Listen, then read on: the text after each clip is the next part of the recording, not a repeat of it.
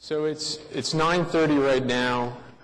We're going to sit tight for maybe 3 or 5 more minutes, and we're expecting the remaining 2 committee members to show, as far as we know. So we're just going to sit tight for a couple minutes, and hopefully at least one will show up, and then we'll get started. And there we go. Just like that, right on cue. All right. So it is 9:30 a.m. Welcome to the August 17th, 2017 Downtown Design Review Committee meeting.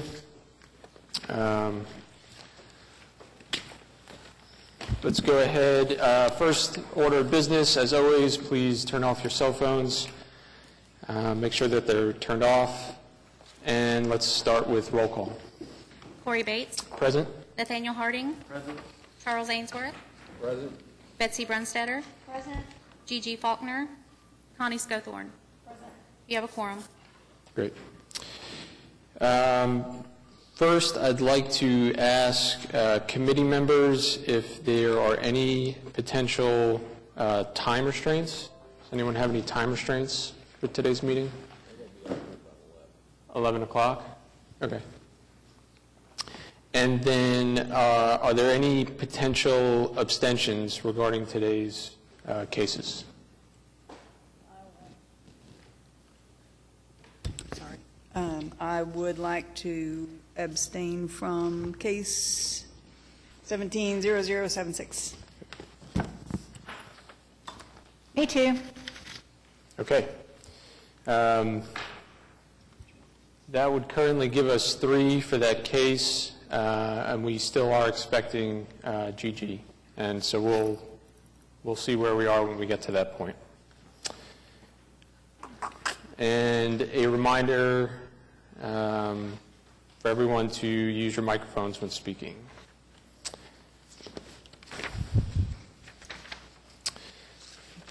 So I assume everyone's had time to review minutes from last meeting. Does anyone have any comments or questions regarding last meeting's minutes? Do I have a motion?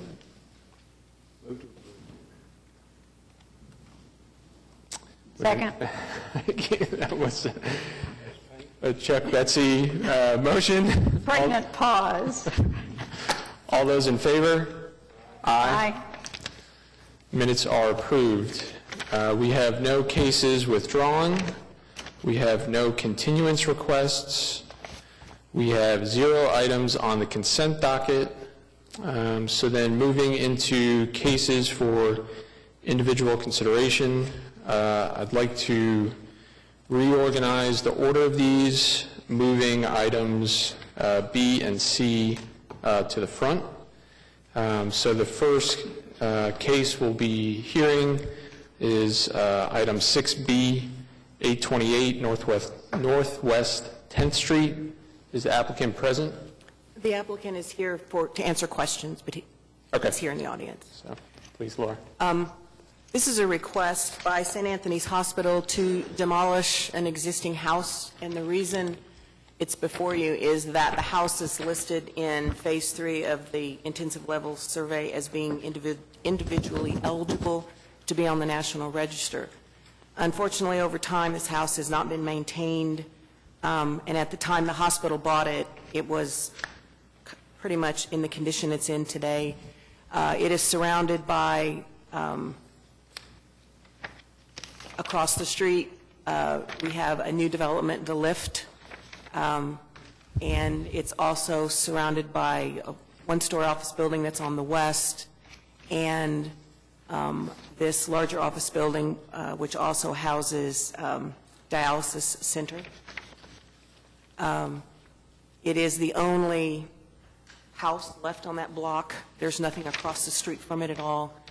The guidelines for demolition had several criteria that I discussed in the staff report, and one dealt with the condition. The applicant submitted photographs, which you all received, showing close-ups of the damage. There's structural issues. There's lot of rotted wood, and it would take quite a bit for them to be able to rehab the house to save it. And staff is presenting this information for your consideration on their request for demolition.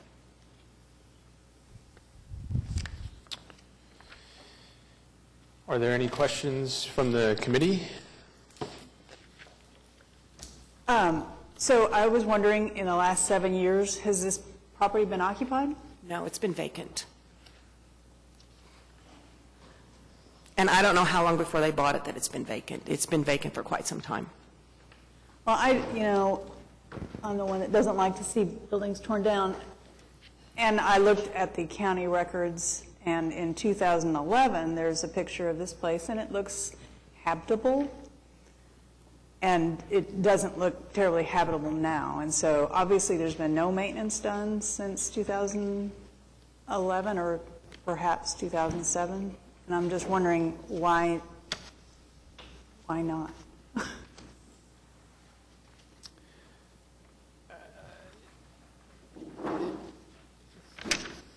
Barry Haynes is here with St. Anthony's Hospital.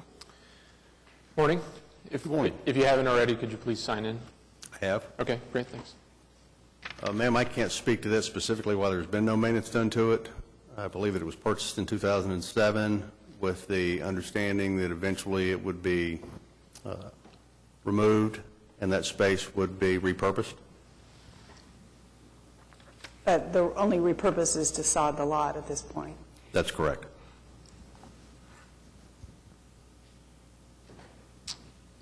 I have a problem with that. I mean, you can't own a property for 7 years without putting any money into it and then come to us and say, well, it's going to cost too much to remodel. To me, that doesn't seem terribly smart. I can't speak to that, ma'am. I just would simply ask for the same considerations that were granted to the 10th and Chartel LLC, who were granted permission to remove buildings that were built in 1926 and in 1907 at the addresses 835 Northwest 10th Street and 837 Northwest 10th Street. Both of those buildings were removed as well, which were across the street from 828 Northwest 10th Street. So what's the intended use for this site if we take this building, we approve this? Currently, there is no intent. The intent is to remove the building and sod it until such a time when an understanding can be reached or a future development can be determined.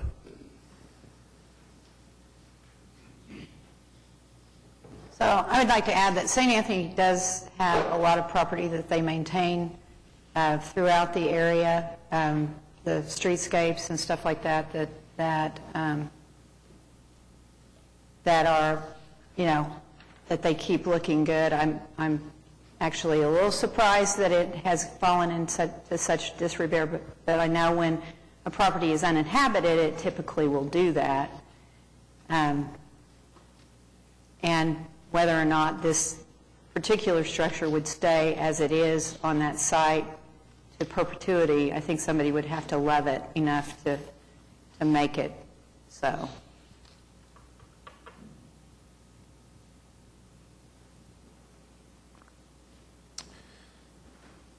Do we have any other questions from the committee? Would anyone else in the gallery like to speak to this?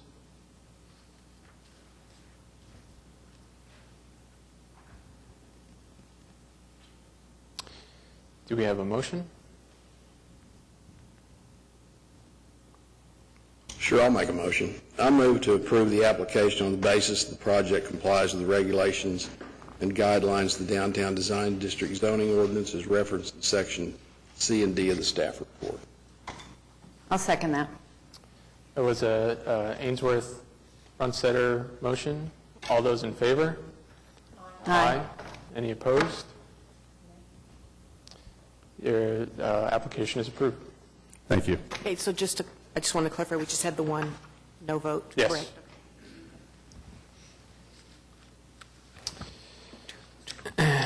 So moving on to the next item for consideration, item 6C, 111 Dean McGee Avenue. Is the applicant present? Yes, The applicant is here to answer any questions. The only reason this is before you, they're replacing signage, they're rebranding. The sign they're taking down is a lot larger than the one they're putting up, but the one they're putting up is over 100 square feet, so it is required to come to you by ordinance. The current sign is up there at the top. It has the logo and then AT&T on it, and that's the north facade of the building.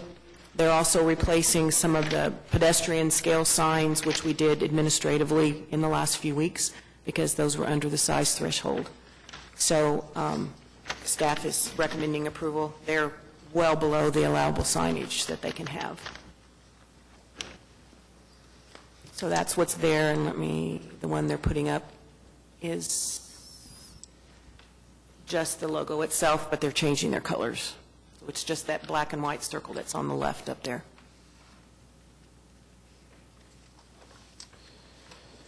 Do we have any questions from the committee? Any comments? Anyone in the gallery like to speak to this? Do we have a motion? I move to approve the application on the basis that the project complies with the regulations and guidelines of the Downtown Design District zoning ordinance as referenced in Section D of the staff. That was an Ainsworth, Harding, sorry.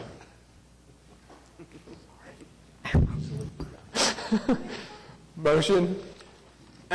All those in favor, say aye. Aye. Any opposed? The item is approved. So moving on to the last item for consideration, item 6A, 601 West Main Street. Is the applicant present? Okay. We'll start with the staff report.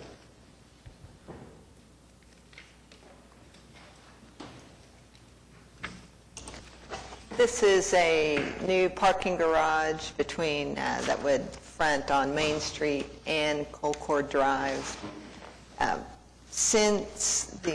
In the staff report, per the original submission, we had noted that a variance would be required because of where the entrance drive aligns with Dewey, and it would have required part of the median on Main Street to be removed. The applicant, after the staff report, the applicant submitted a revised design, which we emailed out to the committee, and there are paper copies on the table showing the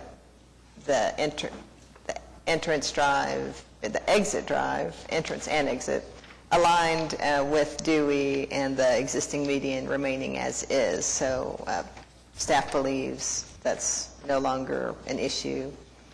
Design guidelines, we noted that there's a requirement in the guidelines that the stairwells should be, parking garages should be visually open, and there's no percentage of what that should be.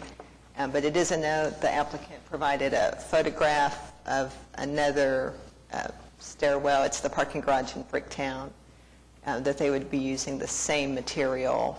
So they provided a photograph that was emailed out that demonstrates how much visual openness there would be.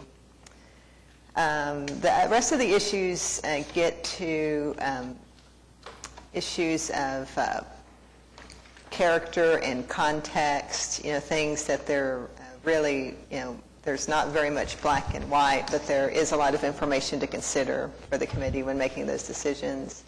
One, the building would be 6 stories tall.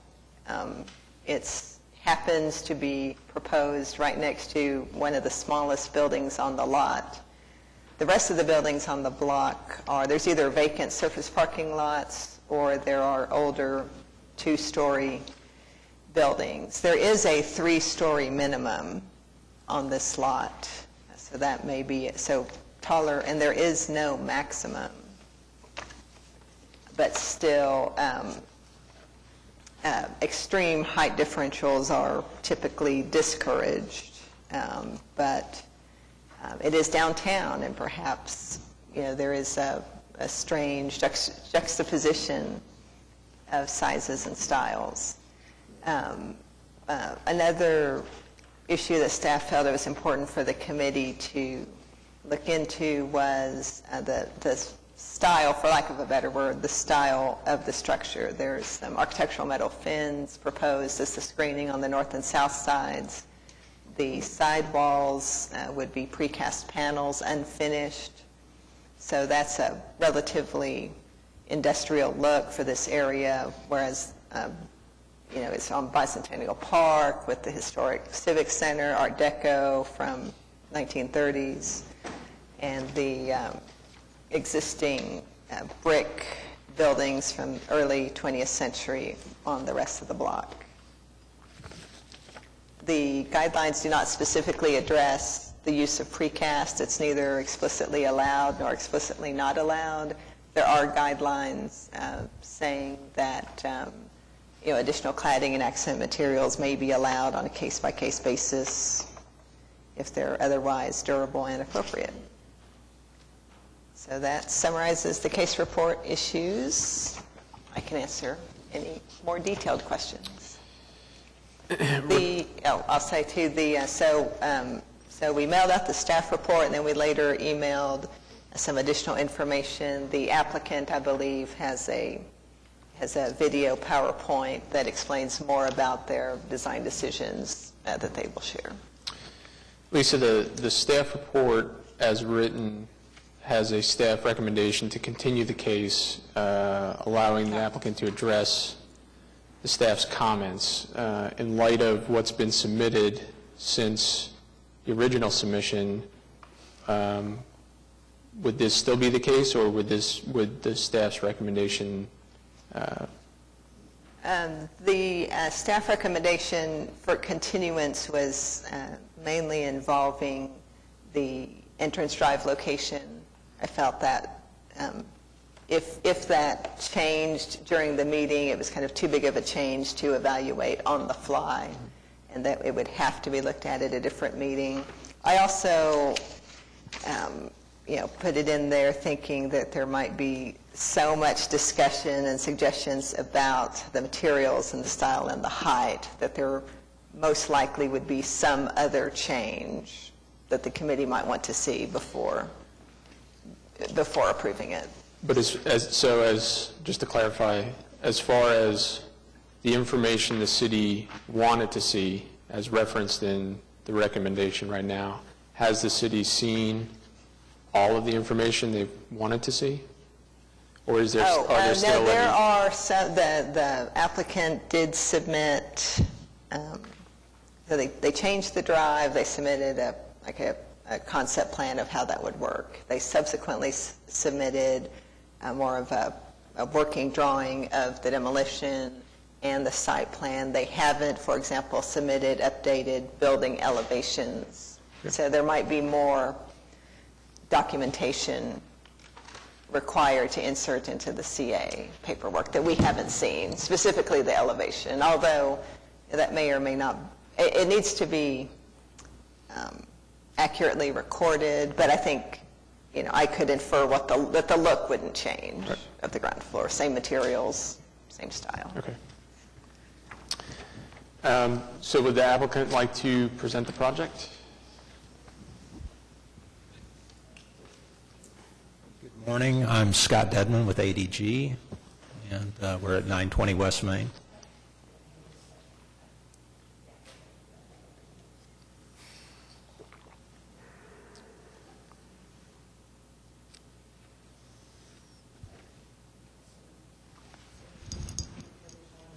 No, whichever one works would be fine. PowerPoint.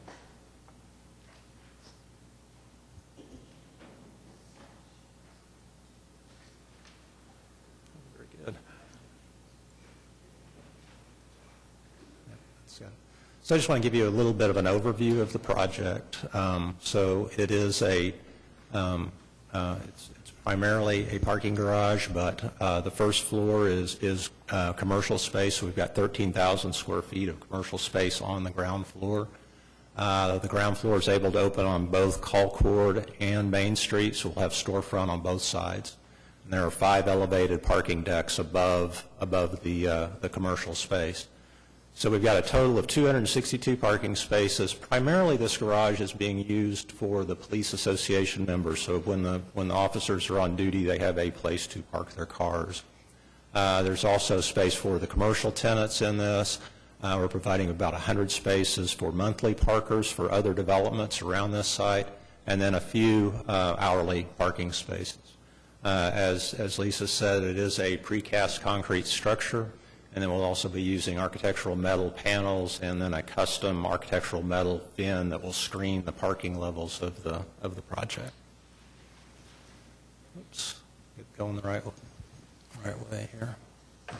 So here's our project site, the 601 Main, and it's directly adjacent to the Civic Center and Civic Center Park.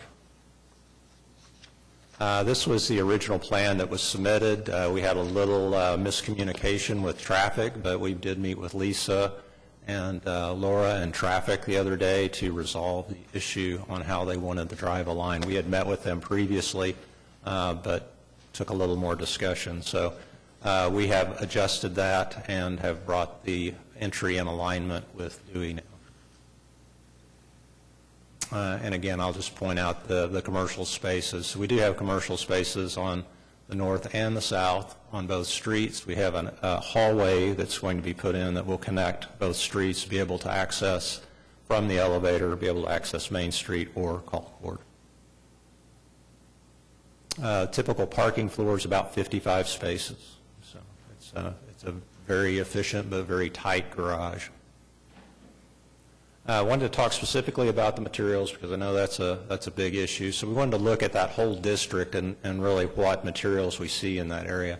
So the prominent buildings, of course, are the Civic buildings, which are mostly a limestone with tan brick on the Civic Center. We have a lot of plaster buildings in that area. We also have some brick buildings in that area. And the most recent, the Arts Center garage is an exposed concrete structure, and so they use exposed concrete as an actual finish material on that as well. So just looking at this, we considered some, using color in the concrete, some other things like that. But as we looked at the limestone and the raw concrete, the match between the two is really very good as we see the texture of the color between the two, and that's really shown. A good example of that is at the new Arts Center garage adjacent to City Hall. So right across the street from City Hall, we have places where exposed concrete has been used and blends pretty successfully with the limestone. Where we're using the precast concrete, it's on the party walls. And so traditionally, the party walls are a utilitarian material. So in most of the areas, you'll see a common face brick or something like that as the party wall. We're also showing some punched openings in that wall as well. Now, we're not relying on those punched openings for ventilation. Those are merely aesthetic to break up that facade. We have enough ventilation from the north and south facades so that when those adjacent properties are developed, then those openings can be closed up to meet the fire rating. The other materials are aluminum. Of course, we see a lot of aluminum trim on the county courthouse, City Hall, Civic Center, so that has become a big part of our materials. And that's primarily the architectural metal fins would have an aluminum finish to them. We have a mock-up over here if you guys want to take a look at it. It's a little hard to pass around, but can kind of give you an idea of how that will work. The other thing is really looking at some of the newer construction in that area, the Civic Center Park and some of the new pavilion structures with a painted metal. We're also using a architectural metal panel cladding on some portions of the building. So that's illustrated in this rendering where we've got the architectural metal panels and then a perforated panel to allow for ventilation as well as the visual access to the outside from the interior of the stairs. And then in this illustration, it also shows the storefront and the canopy that extends beyond the building. There's a perf panel that extends up from the canopy that allows a location for signage. Just some of the design inspirations. Of course, you know, it's great to get to build in this district next to the Civic Center. You know, this is an old postcard, obviously, but I think the thing it highlights is really the verticality of the front facade, the fluted columns, and the aluminum fretwork that happens over the windows.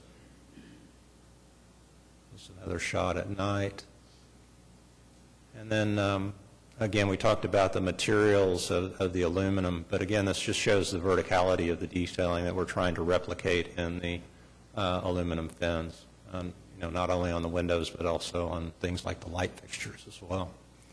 When we look at the county courthouse, again, the verticality of the fenestrations, as well as some of the detail in the fretwork, where we see some of the chevron patterns in the top of the scrim that's over the windows. And then as we look closer at some of the buildings, we see some detail work in the windows at the museum. Also above the north and south entry doors of the Civic Center, there's kind of this cool Art Deco detail above that. And of course, that was a direct influence on the fins and the way we created this folded plate fin that allows for the ventilation on the upper floors. And then street activation, I think that's one of the key things. So there's really a lot of exciting things happening on Main Street right now with the Main Street arcade building opening back up, 21C where our offices are located, and things that are happening along Main Street. So I think being able to encourage that street activation as well as the new Arts Center parking garage. And so another shot, this would be the call court side of the building. Again, we're able to get storefront all along the facade with the exception of one small entry into the garage. So I think this is a great shot. So we're looking back 1940s of the site, and you see the site in the bottom left-hand corner. You can see there was an existing 4-story building in that location at the time this was taken. And another shot up in the top left. You see that same building on the site in that area. You can kind of see some of the fenestrations that have been bricked in that shot that we're trying to duplicate. So this is our building placed in the site adjacent to the Civic Center. And again, you can see the fenestrations on the side, again, trying to relate back to the building that was there. I know building scale is a big issue, so we want to talk about that. Again, looking at our project site, the existing the original 4-story building that was there, the historic building in the 40s.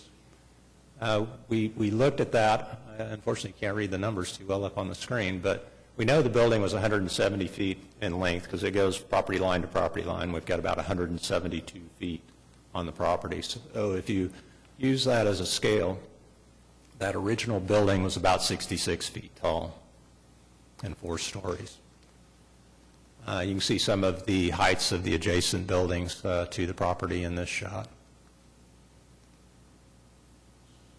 And then our proposed structure. I think staff report says that the height is 67.8, and that's probably kind of an average of all the heights. The prominent parapet heights on the call court side, 60 foot 9 inches, and on the Main Street side, 65.4, so somewhat similar to what the original building would have been, maybe a little bit shorter.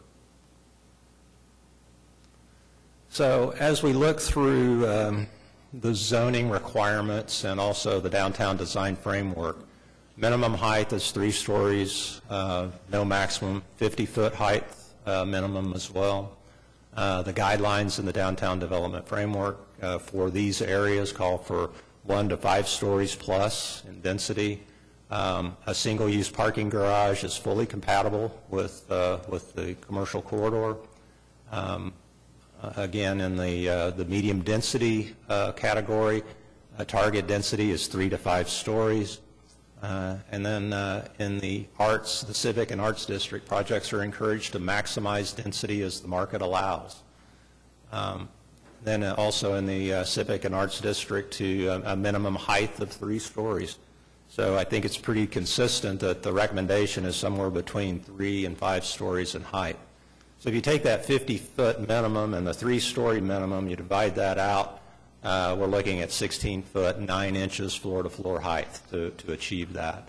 So a 4-story building would result in a building of 66 feet, 9 inches, which is consistent with the historic property that we saw there.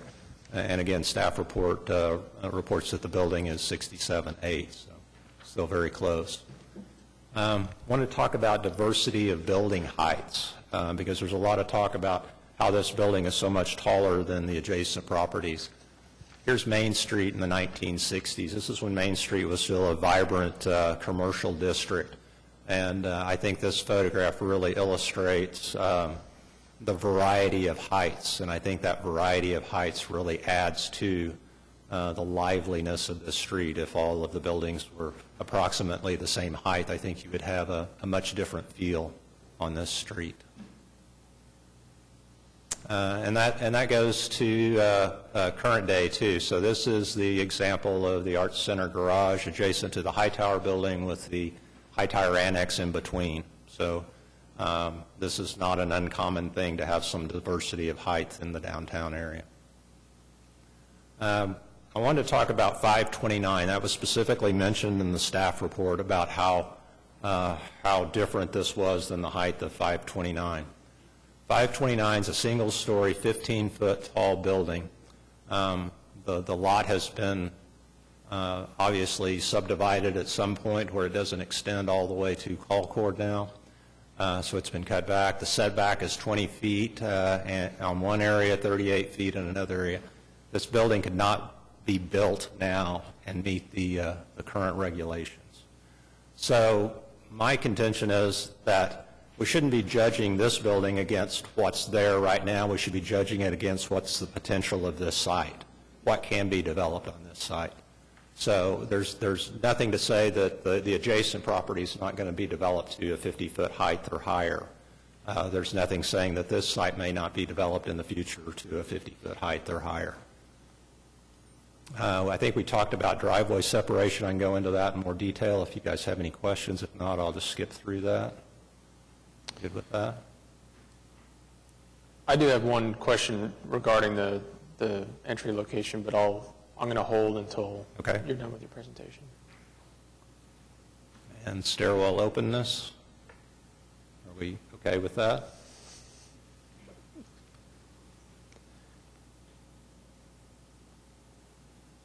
So in summary, we have a historic structure and the new proposed structure of similar scale. I think we've shown that, from a historical standpoint, we're matching the context of that district. I think also from a regulatory standpoint, we're meeting all of the requirements of that district as far as height goes and scale.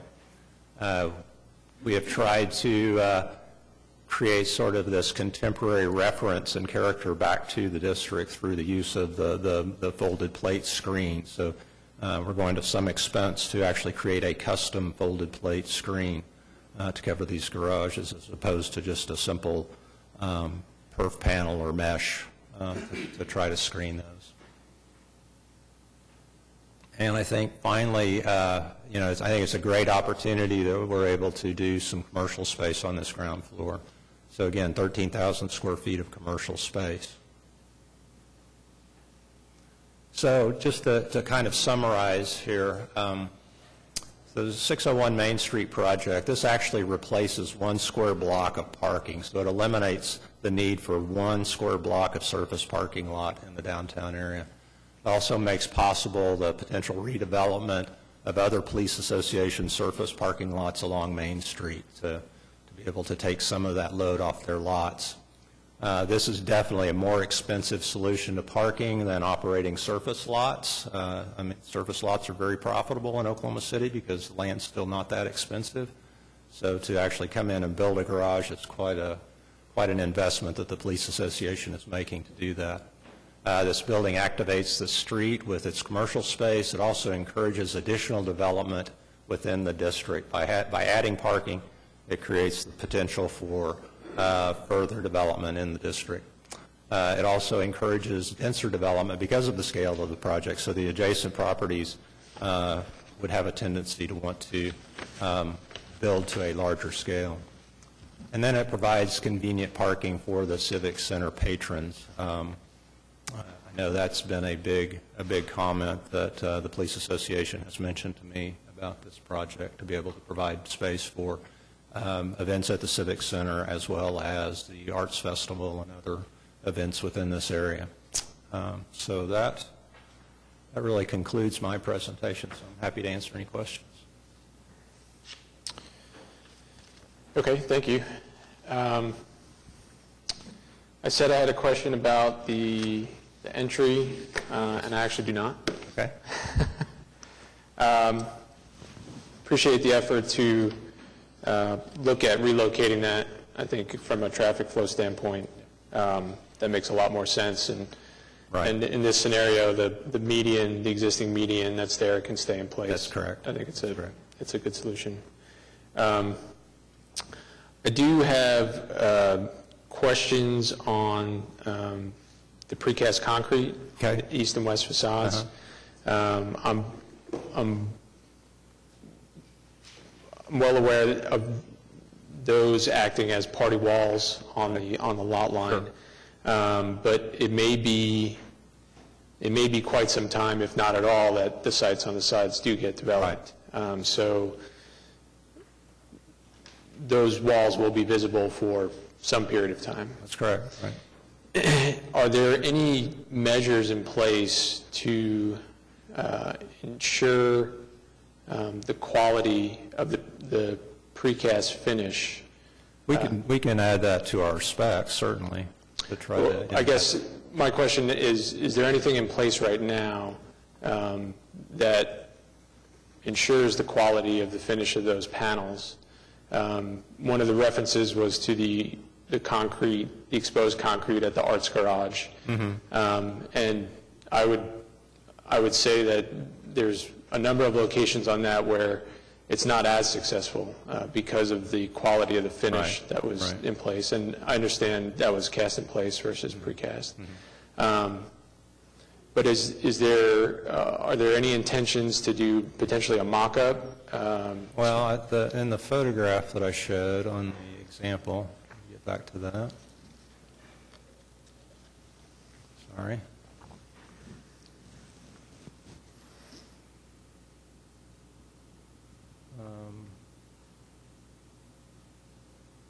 The image on the left is actually the garage that's going up out and behind our offices right now on the 21C residences.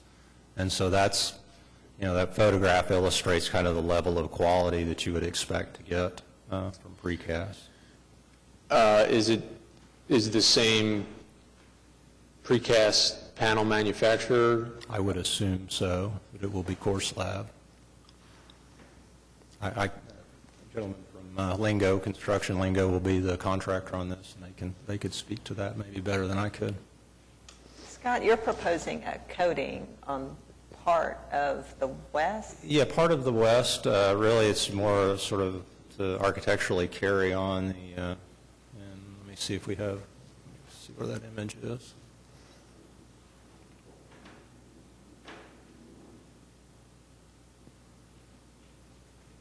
So I should have all the images together.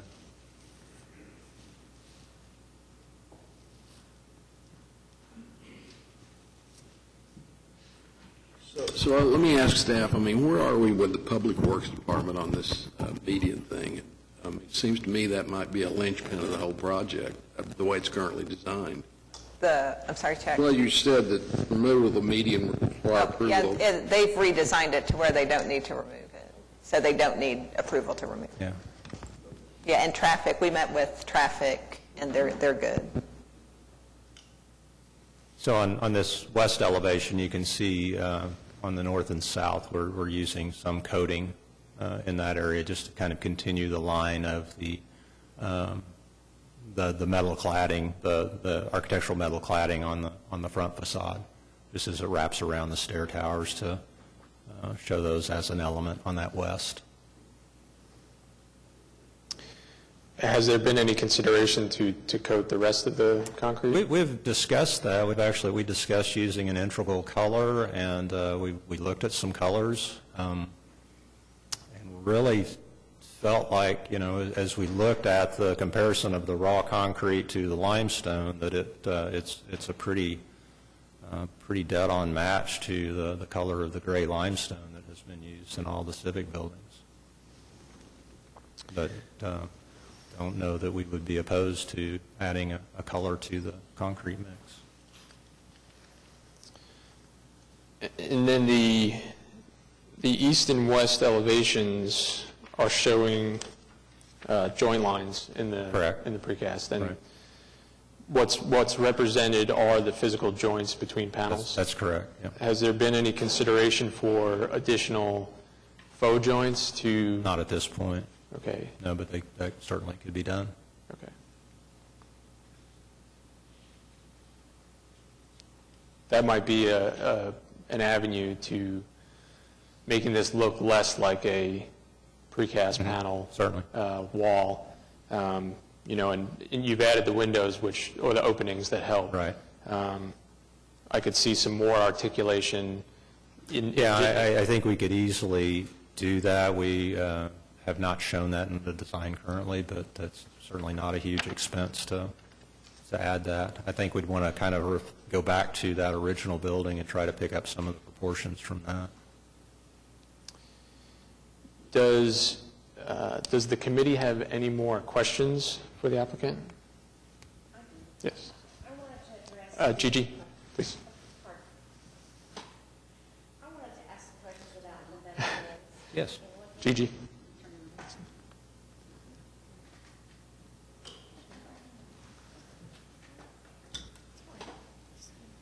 Pardon me.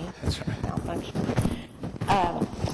I wanted to ask questions about the metal fence. I've looked at these various renderings, and the images look somewhat different from each other, and on some of them, the fins look very heavy to me and rather obtrusive, and I think kind of dominant in respect to the other buildings that are surrounding it, particularly the refined nature of this building and of the Civic Center.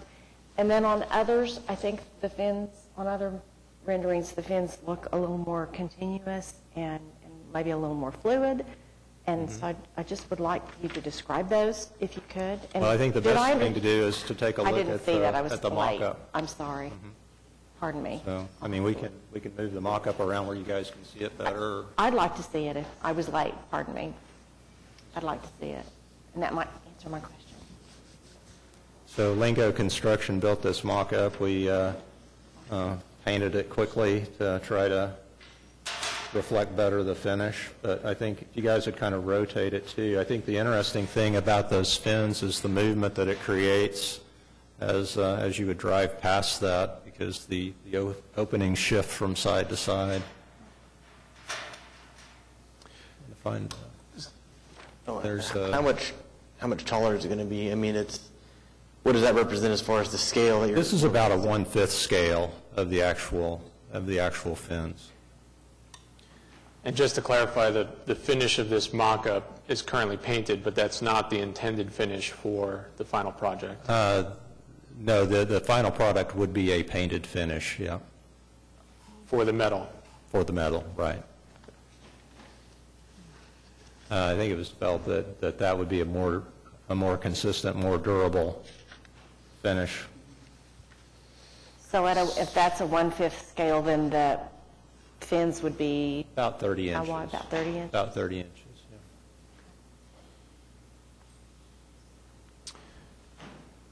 So if I'm reading the submission correctly, the storefront is being proposed as a clear anodized? Correct. And then right now, the submission calls for the fins to match the finish of the storefront. Correct. But the fins won't be will they be a clear anodized finish, or will they be a painted It will be silver? a painted silver finish, right. I mean, it would be somewhat similar to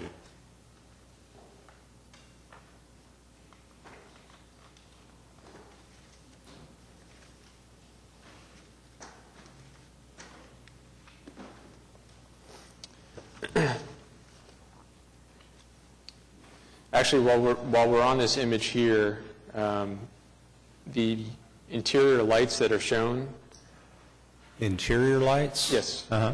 is what's shown in this image representational of the No, layout? it's just shown as shell space right now, so I mean, there's just sort of a general illumination in there. I mean, With parking garages, the lighting inside actually plays a pretty prominent Certainly. feature on the Right. exterior. Right.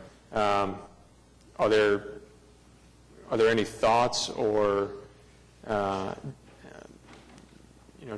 preferred direction on? Yeah, we're wanting to be able to illuminate it from the edge to where we can get some lighting down from the interior on the back side of the garage. There's also a strip of, there's LED lighting that illuminates the perf on the front, as well as illuminating up the face of the panels as well, because they do cast some interesting shadows as the light grazes them.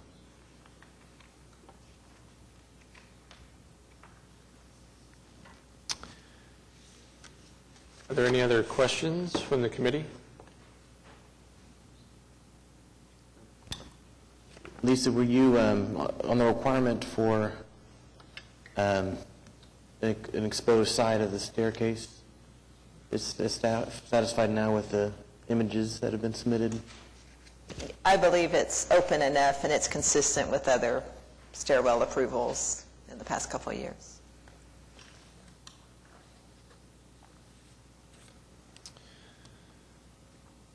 Okay, is there anyone in the gallery that would like to speak to this? Please take a number.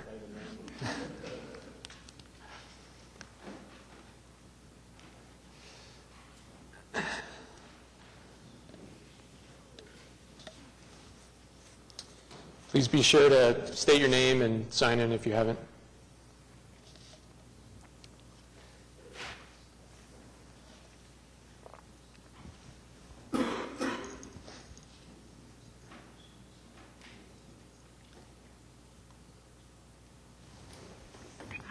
Yes, good morning. Mr. Chairman and members of the committee, my name is Kelly Work, and my address, I'm an attorney representing the owners of the 529 West Main building.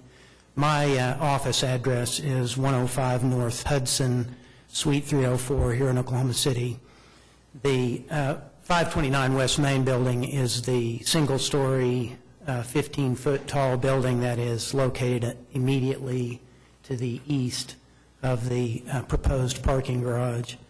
That building is owned by David and Dennis Box, the 529 building, and they're both here today. And they also own the property that's immediately to the east of that building that currently is undeveloped and used for surface parking. And then they own as well the property that is on the south side of Main Street and just west of Dewey, and that also is undeveloped and is currently being used for surface parking. This 529 building that is the one right next door was built in about the 1920s from the information that I have. For many, many years it was occupied and used as a dry cleaning business. It was Grace Cleaners. They went out of operation, and Dennis and David bought the building, and beginning in 2010 and finishing in 2011, they completely renovated it and enlarged it and converted it to the use that it is made of today, which is retail and office use. They currently have a tenant that has an interior design business, and she has both a retail home furnishings business that operates out of the space, and then she also maintains her interior design office at that location. With us today are Richard McCown and Blair Humphreys, and we asked both Richard and Blair to review the application and to come today to share with you some of their observations about just based on their knowledge and expertise of the development in downtown Oklahoma City, and to share their thoughts on the appropriateness of the plan as it's presently proposed. So after I make the remarks that I'm going to make, I'd like to ask you to allow us to call on both Richard and Blair to make some remarks to you. After I was retained in this matter by the Boxes, I contacted the applicant's representative, and this has been a week ago now, and suggested to them that we meet and that we take some time to do that, to see if there was an opportunity to get more information and perhaps discuss some various options or alternatives to seek to find a resolution. I never heard back from them. They were intent on proceeding with this hearing today, so we have not had that discussion with them. We object to the proposed 6-story, approximately 68-foot tall parking garage at this location and request that you deny it. The 529 building is set back from the street. As mentioned, it's about 15 feet tall. It's set back from the sidewalk about 21 feet, and when the renovations were done in 2010 and 2011, there was a landscaped front yard that was installed both to enhance the building itself and then to enhance the street front. The parking garage is proposed to extend its wall all the way to the sidewalk, and so it's going to effectively conceal the 529 building for traffic that is eastbound on May Avenue, which is going to present a problem and will be detrimental to the 529 building in our view. This proposed parking garage is not in conformance with the downtown design guidelines, and I'd like to just give you some information about those, and some of the points have been made in your staff report about the particular guidelines that the committee is to look to as they consider applications for new development downtown, as this proposal is. Let me just get you oriented a little bit here with this exhibit.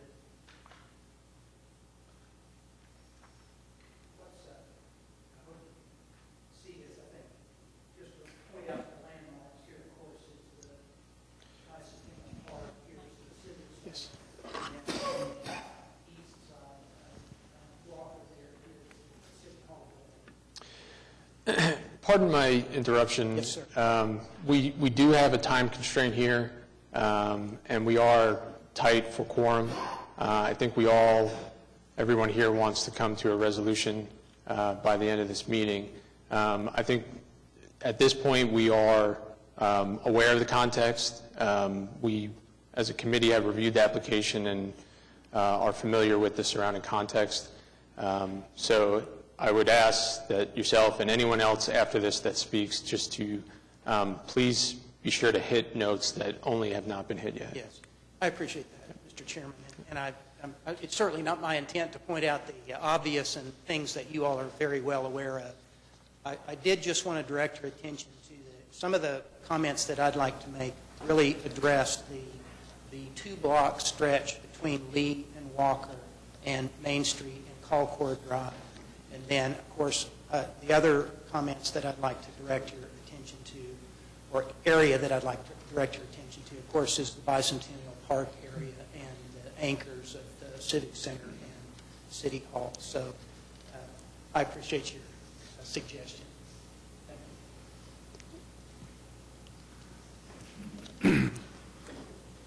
The proposal, as it's presently submitted, in our view, is out of character for the area. It simply is too tall, too massive in scale, and is incompatible both in terms of the design and the materials that are being proposed for the area. What your guidelines are intended to do are to promote downtown as a vital mixed-use area and to enhance existing structures. That's emphasis is placed on that, enhancing existing structures. Mr. Dedman showed some photos of this area in the 1940s, and of course that area along Main Street was primarily an industrial warehouse district at the time. The way that it is today, it has been essentially since, at least since the early 1980s. It has not been, it's been these low-scale office developments now mixed with some residential use along the park, and it hasn't been a warehouse district for many, many years. In our view, the six-story parking garage would detract from this two-block area between Walker and Lee, which is comprised entirely of buildings that are not over 2 stories. So to place a six-story parking garage structure essentially in the middle of that is going to be jarring in our view from a visual standpoint and will negatively impact the future development of the area, which the guidelines in our view should be more in the nature of a mixed use, and particularly with an emphasis on encouraging residential mixed use in the area along and around the park. The garage would also detract, in our view, from the Bicentennial Park and from the historic Art Deco Civic Center and City Hall buildings. And as the staff notes in their report, the emphasis and focal point for this area should remain those two historic structures. Those two buildings, along with the Oklahoma County Courthouse, are probably the most, among the most significant buildings in all of Oklahoma City. The recent renovation of the Main Street Arcade there at the corner of Lee and Main is an example of the type of development that is happening along Main Street. It is lower in scale, preserving the historic character of the area, and also preserving the red brick materials that dominate in this two-block area. The extreme height differential that would exist if this proposed parking garage were to go forward is going to be out of character with the area, and it will be detrimental, and it will deter, in our view, the kind of mixed-use development that would have the opportunity to include residential in this area. The design framework guidelines for the downtown area address both building scale and massing, and they state that that it is to encourage appropriately scaled development and to promote context-sensitive development. Infill, under the guidelines, infill development downtown is to be context-sensitive, and that is site-specific, so it depends on the particular location for the project. The guidelines are to be applied considering the surrounding area for that specific site. And by way of example, as is mentioned in your staff report, the guidelines cite a building that is too tall for its surroundings as not being context-sensitive and therefore not appropriate. And the guidelines encourage design that both relates to and reinforces the overall character of the surroundings that are immediately in the area. This 6-story tall garage will just be too tall and too massive in scale for the surrounding area. In our view, it will undermine the development that is existing in these 2 blocks and will be detrimental both to the Bicentennial Park and to the objective of preserving the Civic Center and City Hall buildings as focal points for the Kelly, I'm curious, at what height do you think would be appropriate? Well, our preference would be, most of the buildings around the park are 2 stories. There is a 3-story building that exists on the north side, and of course, has been mentioned, there's a minimum height for new development downtown of 3 stories. So what we'd like to see is something not more than 3 stories and something that has a setback to it, and that would allow the opportunity for mixed use, including residential. There is residential, or several residential units around the park, and in our view, that should be encouraged and promoted. Well, I have a question for staff then. It seems to me our guidelines do not want setbacks, right? They want a closer interaction with the street, and so the guidelines provide that happen, right? I mean, It's a regulation that you have to be at or within 10 feet of the property line. What you see with at least some of these buildings around the park is that they have made provision for courtyards where there can be some landscaped area, and that is appropriate in our view for this area around the park and ought to be encouraged. If this 6-story parking garage is allowed to go forward, it will completely overwhelm our building at 529 West Main. As I mentioned, there is the setback that our building observes. The height and the scale of this proposed garage, we feel will do damage to the retail business and may even render it unfeasible at this location. let me chime in here for a second. Clearly there are a lot of people that are against this because of the scale or whatever, and clearly there's a need for parking. And I guess my question is, we've been asked to referee some of these things in the past, and in my view, this thing does meet the design guidelines. On the other hand, clearly the neighbors are very upset about this. So what I'd like to see is you guys go back to the drawing table or whatever and discuss with adjacent property owners and see if you guys, there's some compromise that will, it may not be perfect, but make this a happier situation for everyone. Because, I office in the annex building of the Hightower building, and we built I don't know how big it is, 10-story parking garage right next to it. So, you know what happens? Has it affected me in my life in that building? No.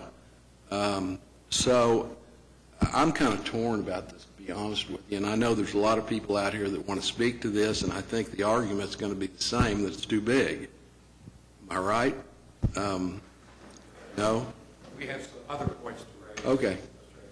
All right. Well, we appreciate your suggestion, Mr. Ainsworth, and that is when we first contacted the applicant, what we had suggested to them, and they were at that time unwilling to engage. But at this time, let me call on Richard McCown and ask him to briefly make some remarks to you all. As you all, I'm sure, know, Richard has been involved in a number of successful downtown Oklahoma City developments, and we asked him to take a look at this and give his comments to you all. Richard, as a reminder, please, if you can, be succinct and only hit points that have not yet been hit. Mr. Chairman, I've started my stopwatch. Mr. Chairman, members of the committee, Richard McCowan, my office address is 30 Northeast 2nd Street, Suite 4. Really, when I first was asked to take a look at this, I thought, well, this is going to be a relatively simple and straightforward thing, because I've been working with the boxes for a number of years now, looking at several different conceptual designs involving mixed-use residential construction, both on their undeveloped properties just to the east of the proposed building, but more importantly, on the south side of Main Street. The south side of Main Street's extraordinary. It's the only city lots I'm aware of that are 190 feet deep. The applicant, it's my understanding from much research of everybody who owns real estate downtown, the applicant also owns a 190-foot deep lot. It's pretty wide. I don't remember the exact width, but it's, I believe, close to 300 feet wide, at least 250. Further to the west, much closer to the police headquarters. And what's extraordinary about the lots on the south side of Main Street is this 190-foot depth. So if I can paint a visual picture, I'm sorry I didn't draw it up, but imagine a rectangle, 190-foot deep, and you orient a parking garage parallel to Main Street in the alley, and slide it back to the alley. Parking garage is roughly 120 feet by 220, and then you can wrap it with a proper building that's a 70 foot of useful depth. And that's why I'm really concerned about Main Street, is we've been looking at the neighborhood for a number of years and sort of waiting for other small developments to take place to see whether or not, doing a $25 or $30 million mixed-use residential development on the south side of Main Street would be a risk worth taking. Certainly with the other extraordinary developments of the arcade building and without question 21C, et cetera, Main Street's turning into something exciting. But when we look at this building, it becomes a challenge when, my only Winston Churchill quote I know, first we shape our buildings, thereafter they shape us. And this building really forecloses the opportunity for this to ever be redeveloped into residential. I'm very grateful that the applicant showed us the cool old building that unfortunately isn't here anymore. It's the kind of building that's been successfully redeveloped again and again in cities from here to Fort Worth. And it even though it was an old warehouse use, because this area used to be an old rail yard, it would have certainly easily been redeveloped into mixed use with office, or certainly very desirable residential on the top floors. What's fascinating about working downtown today is it's delicate and fragile. And as we looked at the other historic photo that showed all kinds of varying heights, you saw lots and lots of windows, lots of eyes on the street, things that gave activity in that sort of 18-hour-a-day experience that we're looking for in the redevelopment of our cities. Jane Jacobs makes this incredible explanation of why public spaces work, why parks work, in her description of 4 parks in the city of Philadelphia. And she describes one that's got this mixture of uses where you've got people coming to get coffee early in the morning, and then the young mothers coming out with their strollers in the mid-morning, and then you've got the office crowd coming back later for lunch. And it describes this sort of incredible 18-hour activity. And then when you end up with these single uses, which is, the great tragedy of, the central business district is only business, and we all rush in and we park and we do our business, and we office in this downstairs office space, and then boom, we leave and we go home. And then the park is empty. It's just devoid of activity throughout the rest of the evening hours, and so the park doesn't become a safe place that you want to go with the stroller. Well, all those cool buildings that we saw historically, there were over 600 buildings destroyed in the urban renewal era of downtown Oklahoma City. And so we're dealing with a different historic context today. We're dealing with, something very delicate, trying to get people to come back and build upon the investments that have been made in the, restoration and renovation of the small building next door, the potential redevelopment of a major project across the street. Certainly the old hotel is across the street as well is another candidate for major redevelopment. And I think all of that said, we need this building to really contemplate a mixture of uses that contribute to that 18-hour use instead of this kind of like office and drive in and drive out. It's very much a building that will encourage the use forever of come to work and then leave. When we talk about this as retail space, as somebody who has lots of downtown retail, urban retail is incredibly fragile. Much of it is given away as amenity, and no rent is collected just to get the retail there as a benefit to the residential customers upstairs. I can speak it to great detail about that, and I've got, if you know someone looking for urban retail in the entertainment district, I'm sitting on about 18,000 square feet right now. I'd love to get leased up. So that I've just over 5 minutes. Thank you for your time. Thank you.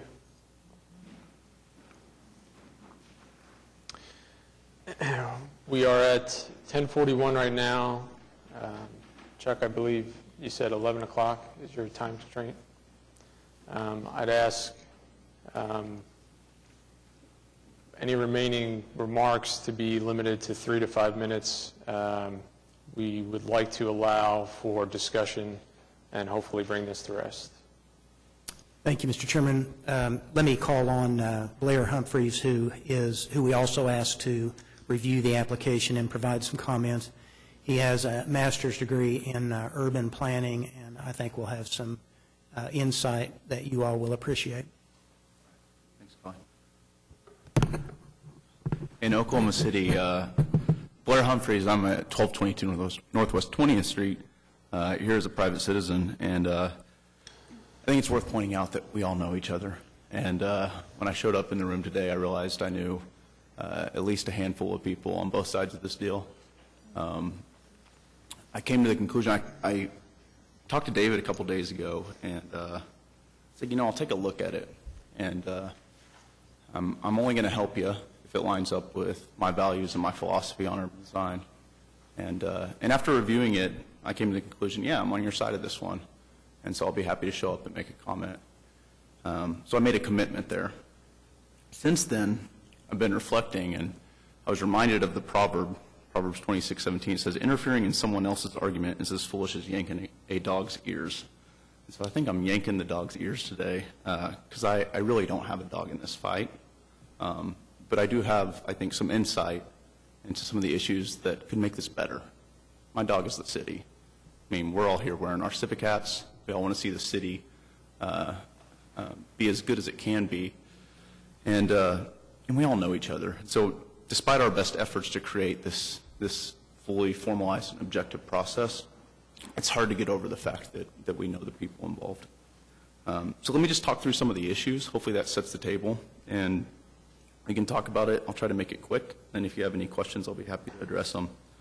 I'm going to focus on urban design primarily, and I think that's where my expertise lies, and I think it's really the fundamental issues that need to be discussed on this.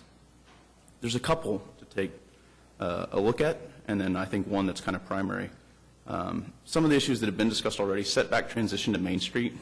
Yes, the downtown development framework does actually promote the idea that buildings should be set to the right-of-way and an urban configuration.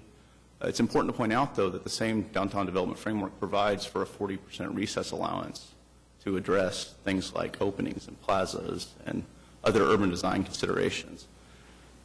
The garage itself, given the typology, is going to have trouble doing that because of the drives and the spatial configuration. But the reality is that from just an urban design standpoint, given a different use, there would be the ability, I think, to do that. And Lisa, I hope I'm quoting that correctly in terms of how that recess allowance is played. The recess allowance is in the regulations. It's not just in the DDF. Okay. So I think that's important to point out. We do promote a build-to, but we provided an allowance specifically to create better solutions when the nuances of the site require it. There's a lack of a streetscape and public space activation. it is not just use that activates public space. It's the ability for that space that's labeled as commercial to actually attract a user that promotes that type of activity. I think it's actually impressive that the applicant in this case included commercial space on the ground floor. I think that shows that they are attempting to promote the right types of activity, and they're trying to do the right thing. This type of retail space on the ground floor that's primarily horizontal in its nature, that has no facade delineation in terms of how the structure translates to the ground floor, it has a very, very low likelihood of attracting and sustaining any type of retail or restaurant use that promotes the activity that underlies the spirit of the downtown development framework. Much more likely what you're likely to get here is an office user, best case scenario. You could also get some type of nonprofit or something. But the idea that this is going to turn into something that is activating Bicentennial Park in a real positive way, I think is unlikely. I think the other thing I'd say is that we tend to associate retail use with a certain type of manifestation of the facade in terms of the way that it actually promotes activity, in terms of the way the building appears. And I'm not sure that this typology really lends itself to that. We can talk a little bit more about that. Massing's been covered. Yes, the height is within the guidelines. Yes, the lot coverage is within the guidelines. The lot coverage minimum in this district, though, is only 40%. Here they're doing 100% at the maximum height. So we're pushing that volume in terms of its overall massing to the absolute limits, and I think that's important to point out. We've created these caps on height, and we've created these caps on lot coverage. I think when you cap all of that out at the absolute maximum and then put something in it like parking, it's going to make it really difficult even for a very skilled architect to address that in a way that actually promotes the type of urban environment we'd like to see in Oklahoma City. I think that's one reason that we have this issue of harmony. It says in the downtown development framework, high-density development employs context-sensitive design, emphasizing harmonious relationships between new and existing buildings. That's really what we're talking about. We're trying to decide, should we be harmonious with the old buildings? Is there a new vision for this Main Street corridor so we can be harmonious to what's envisioned? I think one of the particular challenges of this application, usually when we're looking to approve bulky, massive garages, it's coming packaged with some other type of primary use typology, like a new office building, that justifies the parking garage. And here we're getting the parking garage, perhaps in a way that could catalyze future development. We're just not sure what. The biggest urban design issue, though, and I think it's important to point out, is the vertical proportion. When you look at this picture above, vertical proportion, by the way, it's not an architectural issue in my mind. It's absolutely urban. And that's why it's addressed multiple times in the downtown development framework. When you look at the facade, yes, the metal fins are running in a vertical orientation, but the proportion that's delivered is horizontal by its very nature, both in terms of the way the metal fin bin lines promote an overall horizontal line, as well as the base facade and the horizontal nature of that. This is a horizontal building. It's twice as wide as it is tall, and almost every major line in terms of the way it exhibits itself to the urban environment is horizontal in its nature. I don't know if it'd be possible, Laura, to pull up an image, but there's something I think it's clear. If you type in ABC Brisbane into Google Images. And what's the intention of going down this route? It shows, I think, a very, very similar metal fin configuration. So rather than just look at a rendering, I think it gives you a clear idea of how that's likely to manifest itself. And I'm just trying to get to the point that's trying to be made. It's to demonstrate to the committee how metal fins, even when they're oriented in a vertical fashion, can have the ability, if you're creating a pattern and those are cast across a horizontal building, that actually the building renders itself in a horizontal fashion.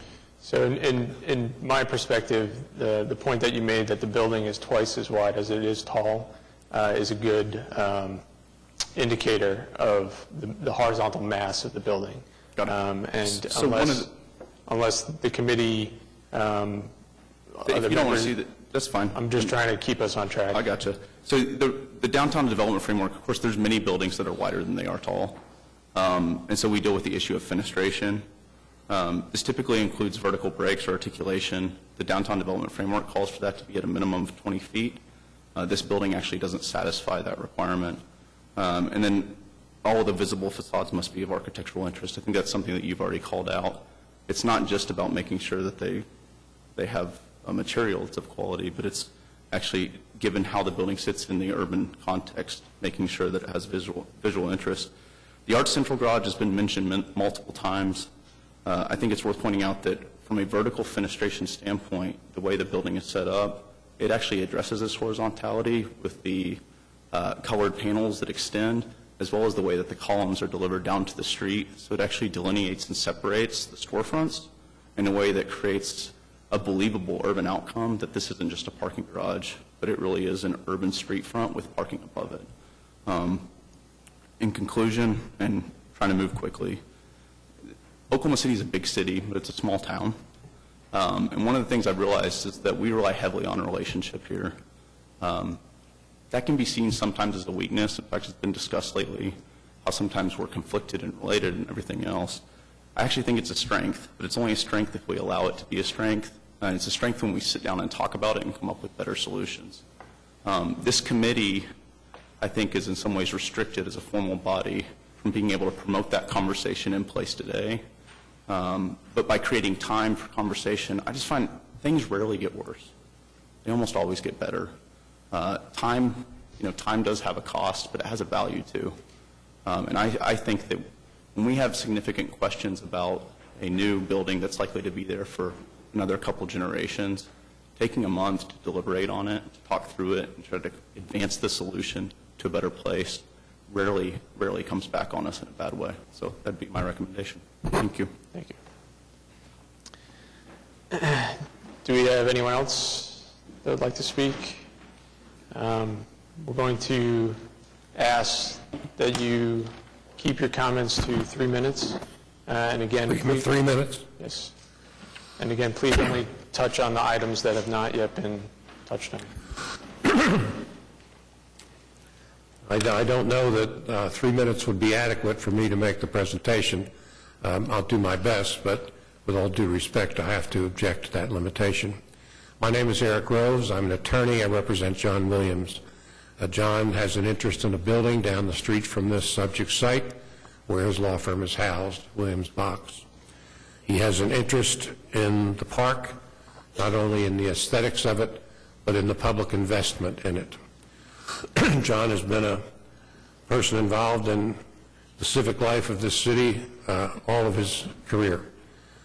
And I won't go over everything that Mr. Work said, but we do concur with the staff that there's an extreme height differential between these buildings.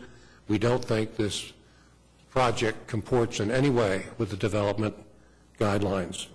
But I do want to mention something else. Ami, would you pass out those exhibits? I'm going to give you exhibits A and B, not because I want you to read them, because they're long, but they are applications to put the Civic Center and this building on the National Register of Historic Places. I want to put them in the record in the event this case goes forward, and also give them to you so that you can read them at your convenience. The problem with this building is that it is out of character for the two buildings that bookend the park. Our Civic Center was built back in 1936 and 37, funded by a local bond drive and by funds from a New Deal program. It is made of limestone and blonde brick. The plaza area, which was called then, is now Bicentennial Park, is an important element of this Arts District area. The style is Art Deco. The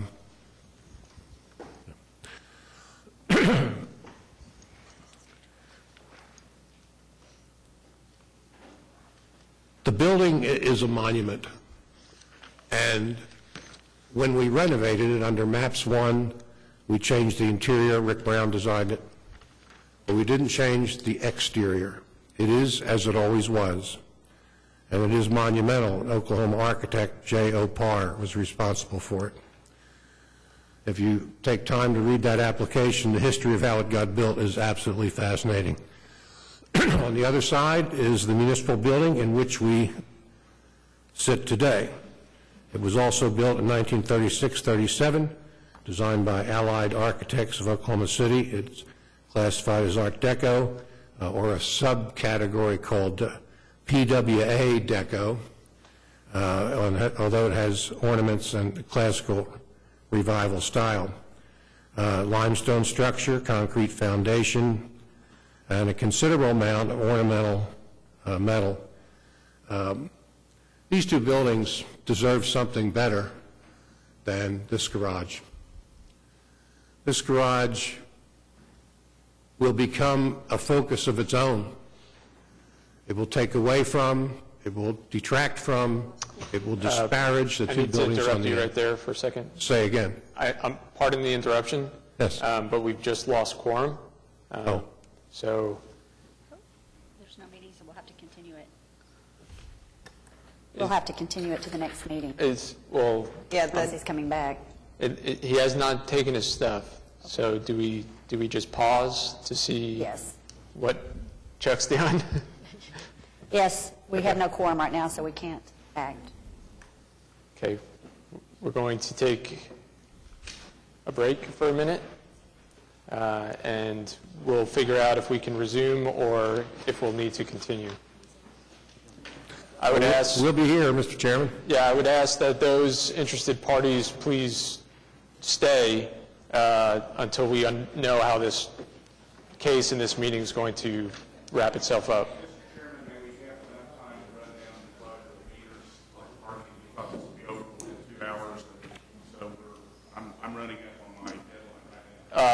Let's go ahead and take a 5-minute recess.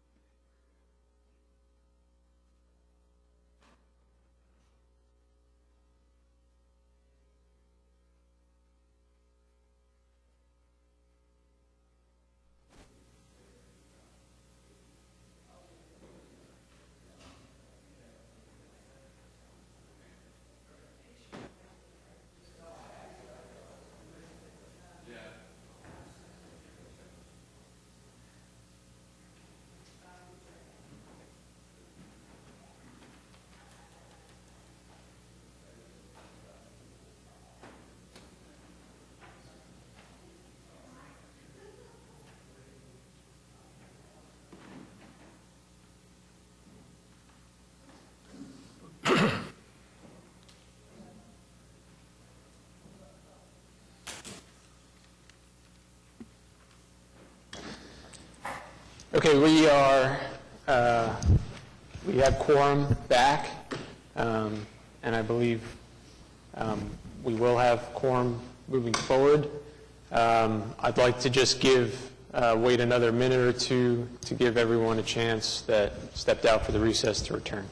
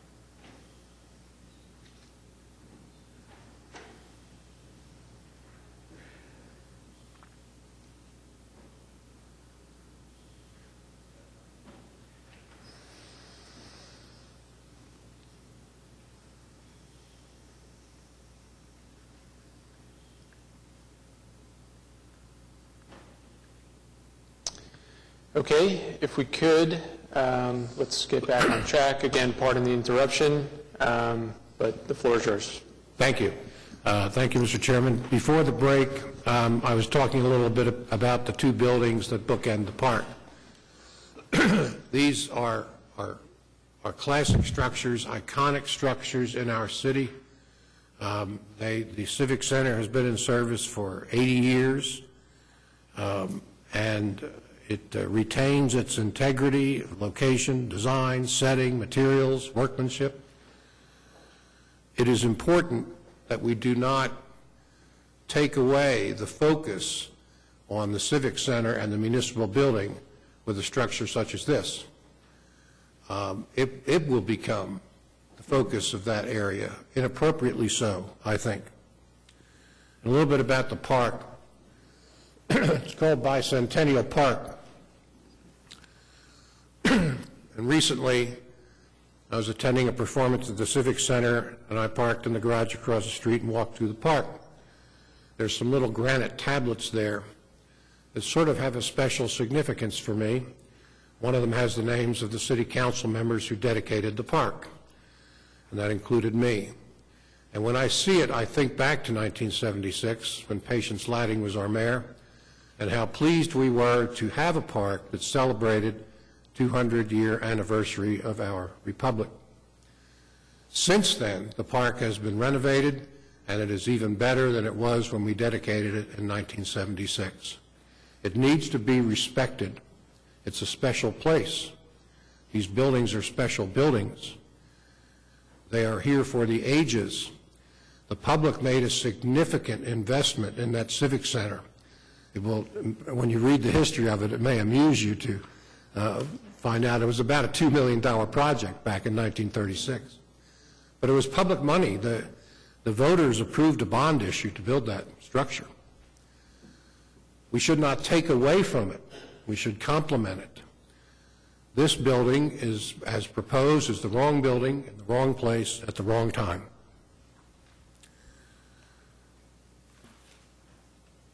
I want to emphasize that it does not comport with the ordinances or the guidelines. It is not consistent with the unique design and character of the district. The law requires that uses are compatible, and this one is not. The other thing I want to put in the record, I don't want to repeat everything that other protestants have said, but I want to put this in the record.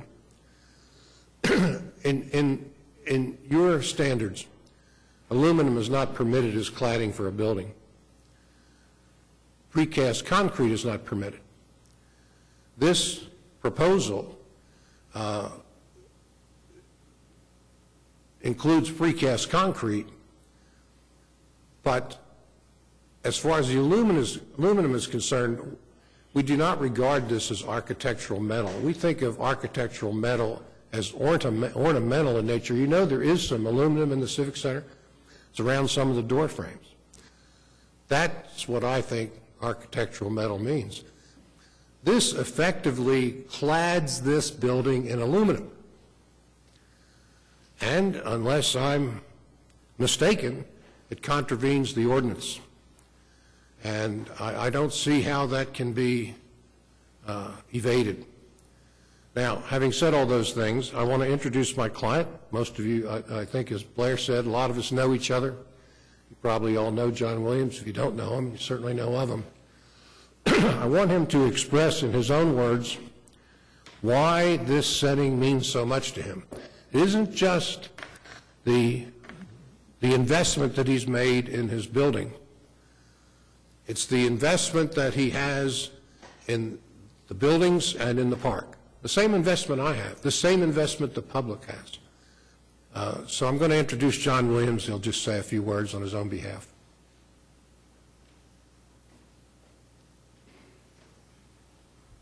John Michael Williams, 522 Colcord Drive, and I'll be very brief. 44 years ago, my first office as a lawyer was on this park. Except for 4 years in that 44-year period, that park has been where I've officed. I've officed on 3 sides of the park. And in my current building, we've been in that building for 35 years. I'm the primary owner of that building. And there was a time in the 80s when the oil and gas business collapsed and it affected everyone else. I had to put a second mortgage on my home in order to save my building from the losing it. In those days, the area was unsavory. When we redeveloped that building, it was an unsavory area. Well, since then, things have changed. But the entire time, I knew something. I knew that there was this unique community resource with bookend buildings on the east and the west, and someday the undeveloped property and underdeveloped property would develop into townhouses or perhaps offices, maybe 3 stories tall, like I've seen in so many cities across the country, where are these magic places of parks about this size that are just vibrant. But they are vibrant not because there are cars parked on the 2nd, 3rd, 4th, and 5th floor looking into the park. It's because people live there. And this is perhaps the very best opportunity Oklahoma City has for such a park that's vibrant, that is a neighborhood park. And I dare say that after it's so developed, if we still had phone books, the picture we'd have on the front of the phone book would be of Civic Center or the municipal building in a way where you could see these 3-story buildings where people live along the north side and the south side. So, all that said, I'm opposed to it. I'm opposed to the loss of this community resource. I'm not opposed to a building at this location. I understand there's a 3-story minimum. That's fine. Although from a design standpoint, the parking within this building should be on the south side on Main Street, so you have human beings looking out onto the park as opposed to automobiles looking out into the park. So that's my position. Now, why did I go to the time and trouble of hiring a lawyer? A variety of reasons. One, a lawyer who represents himself as a fool for a client. I hope I'm not making a fool of myself now. But I cared enough about it that I am paying money to hire my lawyer separate from David and Dennis's lawyer because I have my own viewpoint. And in that respect, I fear that after that building is constructed, should it be constructed, which is up to you, someone says to me, why didn't you speak out on that? And I thought to myself, if someone with my investment and knowledge of the neighborhood and my understanding of what I really believe is the best thing for this park, if I don't speak up, who will? So my case is in your hands. Thank you. Thank you.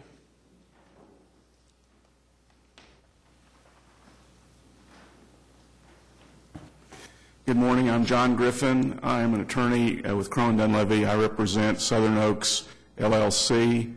I'm also one of the owners of Southern Oaks LLC, along with my brother Brian, who's here today. We are the property owners that adjoin this application on the west side. So we are the owners of the 50-foot wide parking strip surface lot on the west side of this application. And we're not here to oppose the application per se. We're here because we did not get sufficient notice of the application to be able to prepare a thorough response and to evaluate the impact that this proposal could have on our property. And so we are basically here to ask the Commission to follow the original recommendation of the staff and to continue this decision-making meeting until the October meeting so that we would have an opportunity to study the proposal. The first time we've seen any of the materials that were shown to you today was while we were sitting here watching this. We were able to access the application online last night and looked at it, but we haven't had enough time to really assess it and determine the impact. So our only point is to ask you to continue this to your next meeting so that we have an opportunity to work with the staff, to work with the applicant, to work with the other protesters, to see if there's a way that we can come together and come up with a solution to the problem of how to develop this block in a way that meets your design criteria and in a way that maximizes the value of the property for the property owners and in a way that maximizes the value for the city of Oklahoma City. And to quote my good friend John Williams, I am the fool that he was talking about, since I'm an attorney representing myself here today. But I would ask that you please give some thought to that, our request for this continuance. Thank you. Thank you.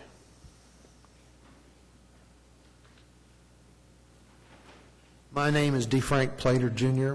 My office is at 610 Concord Drive, just down the street from this and across the lot you just discussed. My parking lot is at 611 Main Street. We have parking lot on the back side of our building. And I agree with all the protests you've heard so far. I'm not going to reiterate them. You've heard them. I disagree on several things. First, I've had extensive experience with pre-stressed concrete. I don't believe it looks like brick or limestone. Secondly, I don't believe there's a necessity for parking in this area. When I drove in this morning, the police lots on the south side of the police station were filling up, and I walked past this lot this morning, it was less than half full, and that's at 9:15 this morning. Third, I don't believe there's a need for commercial in this area yet. As you mentioned earlier, the arcade was finished up. It's been available for rent for about 2 years, and they just moved the first tenant in about 2 months ago. And third, I agree with the aesthetics of everything. From this very building, if you look out the west side windows, you see the trees, the park, the small buildings mainly covered by trees. That's what you can see. You're going to look in the future at a 6-story concrete slab on the left side of that. For me personally, I have a building now currently that we look out our windows and we see a panoramic view of downtown Oklahoma City skyline. We are going to look across a 50-foot lot owned by Mr. Griffin in the future and look at a slab of concrete. And that's all we're going to see. So we protest this building and prefer to have some other development, such as residential or something like there. Thank you. Thank you. Is there anyone else that would like to speak to this?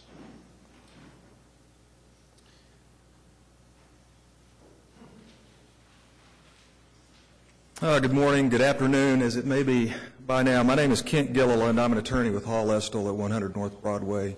We're at Suite 2900. And I represent the applicant. If I could just take a couple minutes to sort of clear some things up and address some comments that have been made. Absolutely, I admit you guys have a tough decision, and obviously there's some strong personal feelings of people that are protestants this morning. But Mr. Grove stated that we, and almost word for word, absolutely don't comply with the downtown guidelines, which is incorrect. We fit squarely within the methodology and the typology of the downtown guidelines. Now, clearly, whether or not the aesthetics or what people prefer or not is an issue for you guys to consider. But from a technical standpoint, this project complies. There were some comments made about construction of the project where, it has residential on one side, or on the Colcord side is residential, the other side is parking, something like that, or it's 3 stories. Actually, one of the recommendations from the city was that on the Colcord side, we exceed 3 stories for ventilation purposes in the garage. So that's something that we're trying to comply with. It was a city recommendation. As far as height goes, we're required to build a 3-story building according to the downtown guidelines. We're building a 6-story parking garage, but if you compare it in terms of overall height, it compares to a 4-story building. So the minimum height requirement in this area is 50 foot.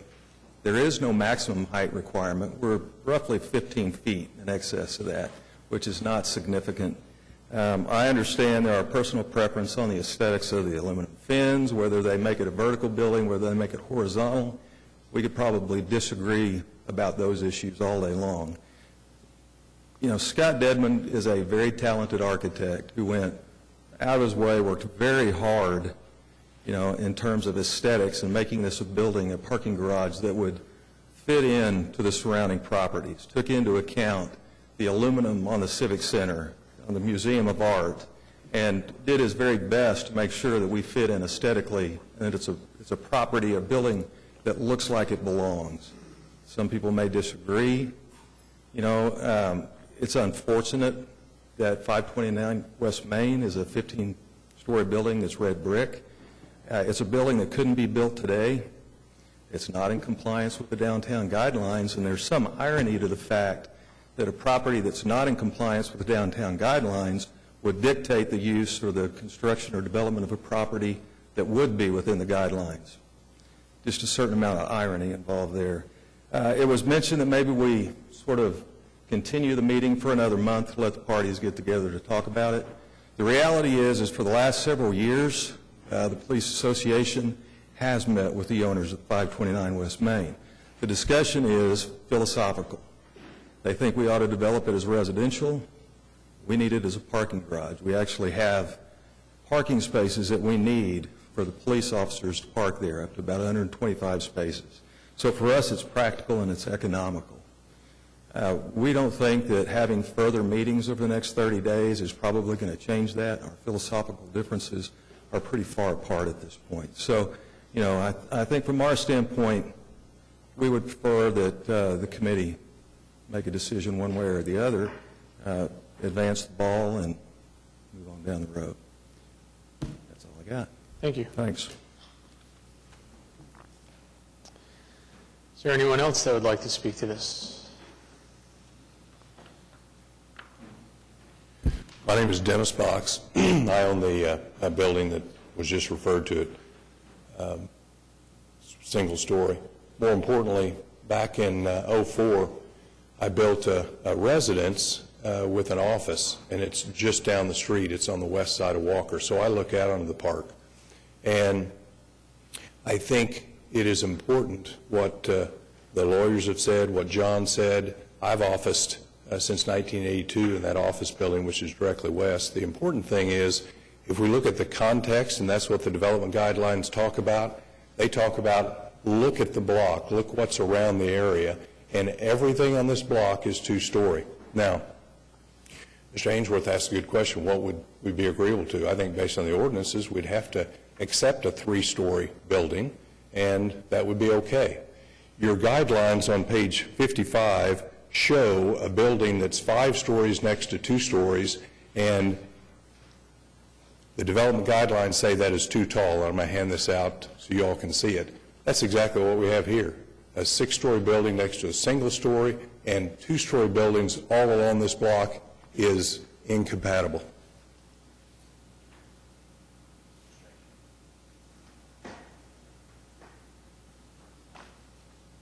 Thank you very much. Thank you. Is there anyone else that would like to speak to this? So there's quite a bit to unpack here. I'll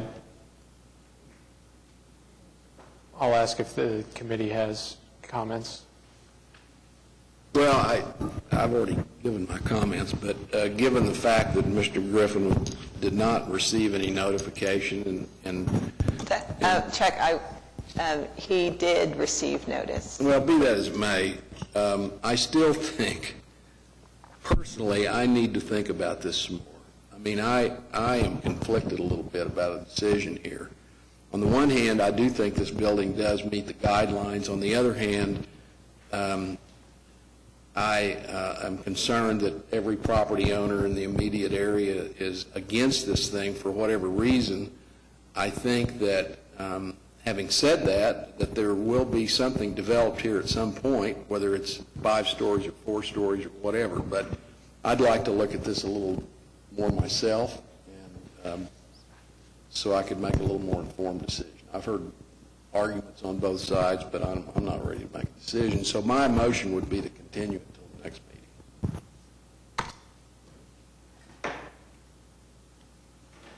Are you making a motion, or you said your motion would be that? No, I made a motion.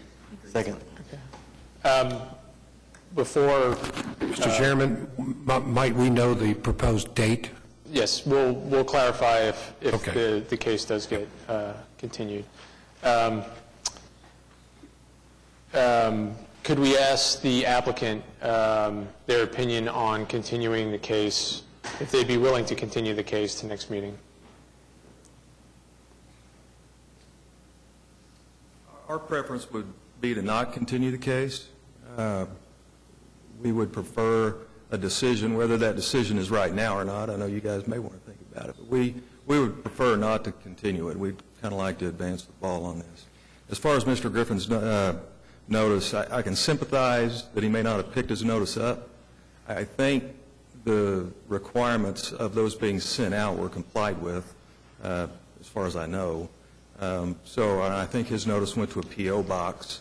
So obviously we have no control of whether someone picks those up. I'm certainly not trying to put words in John's mouth. So, but that would kind of be my response to that. So our preference would be no continuance, but at least a decision in some short time. Could you clarify if that's your preference, or would you be willing to continue the case?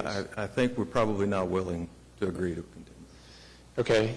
So I believe formally we have a motion and a second to continue the case. Well, if he's not agreeing to the continuance and he's demanding that he wants a decision now, then I think you have to make a decision. And if you feel like you don't have enough information, then that can weigh your decision on the vote. So it's up to... With a motion and a second, don't we have to vote on that? Well, what I'm saying is I'm not sure that you can make a motion for continuance if the applicant is demanding that it be heard today. So can he... So... Can he... Mrs. Randall? Take back your motion, I guess, or... With all due respect, what's that based on? Well, I think that they have a right, it's their application, and they have a right to have it heard if they're demanding that we hear it. Is there not discretion in the committee to continue it if you think it's the fairest thing to do, stand by somebody wants to, what?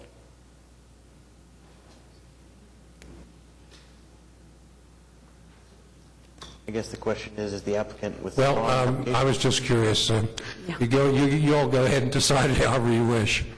I'm just warning, the applicant, if a member of the committee doesn't feel they have enough information to make the vote, then that may sway how they're voting. But John Griffin again on behalf of Southern Oaks LLC. I just have a quick question. What do the city regulations require in the way of notice for a public hearing such as this to the adjoining landowners? Yeah, that we mail it 6 business days before the hearing, that we mail it to the address provided in the county assessor's website. 6 business days? 6 business days. So you mailed it on the 8th Right. of August, correct? Yes. And this is the 9th day, not the 9th business day. This is the 7th business day. So your position is that we've been given due process? 1, 2, 3, 4, 5, 6, 7. This is the 8th day after the 8th. No, not after the mailing. You have to allow for the mailing. You don't count the 8th. The requirement is 6 business days. I'll let legal or somebody else Well, we challenge can it. deal with that if we have to later, but I'd like to avoid a lawsuit over this if we can. It doesn't seem prudent to have a fight over whether we received adequate notice when we may have gotten one extra day. You may be right. We may have gotten the minimum notice. I'm just saying we practice what's in our ordinance.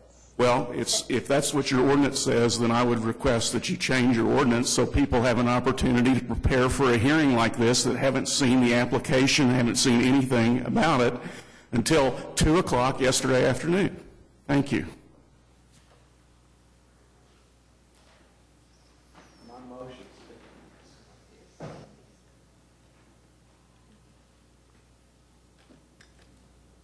That's just my legal advice. You're free to do. Okay. Take whatever action you feel. In addition to the legal advice, we have always practiced that the applicant has to accept a continuance, that they're, you know, they can ask for a decision, and like Susan was saying, if you believe you don't have enough information at this time to make it one way or the other, that can be part of your consideration in the vote.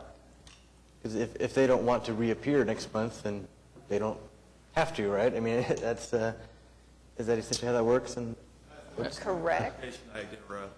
If we're talking a continuance, are we talking about to the September meeting? The recommendation originally was to continue to October. Oh, yes, Would to this clear, be the staff September? recommendation was to continue it to October because we had assumed there would be some redesign. But now it seems like there will be no redesign, so September is doable.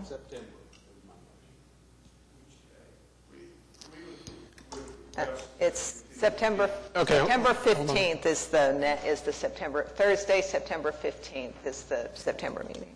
We would request that the continuance be as stated in the staff recommendation. I don't know that the staff can amend its recommendation while we're sitting here today, can they? We can't. It's just a recommendation. It doesn't bind the committee to any action. We heard your request for the date at which the continuance would be heard. Mr. Ainsworth has clarified that the motion he has made for a continuance is specific to our next meeting, September 15th, 2017. I'm sorry.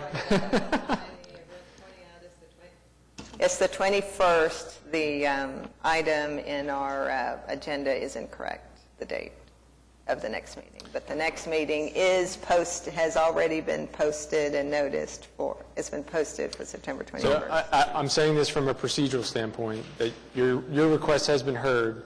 All right. But Mr. Ainsworth's motion has been clarified to be our next meeting, the September meeting. All right. And I would just respond to that by briefly saying I will be out of the country on the date of your next meeting. I am available on the meeting in October. So those are the only thoughts I would add to this. You are certainly entitled to move the meeting to the September meeting if that works for you. I'm not saying that that's inappropriate from a due process standpoint.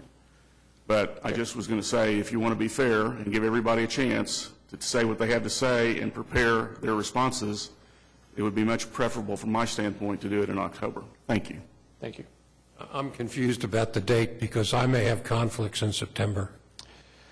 Well, the date is set, and it's... Which date? I heard 15 and 21. It's 21? Yes. Oh, okay. No problem with that. Thank you. Okay. The applicant clearly can see that some members may need additional time to look at this. We would consent to the September 21 continuance. We would object to one to the October meeting. Thank you. With that being said, we do have a motion on the record from Mr. Ainsworth to continue the case to our next meeting, September 21st, 2017, and a second from Mr. Harding. So we will go ahead and vote on that motion. All those in favor say aye.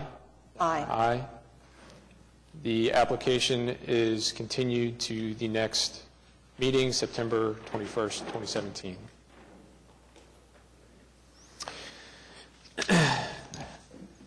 That concludes cases for individual consideration.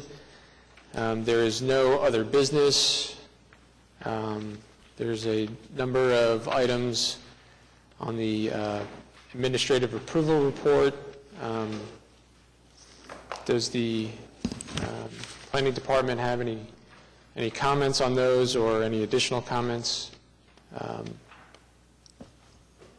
Just a busy month, as always. Very good. Any additional comments from the committee? Actually, I'd like to take a moment right now, understanding the abstentions that have taken place with this application, and ask the committee members if they foresee any issues with them attending the September 21st meeting.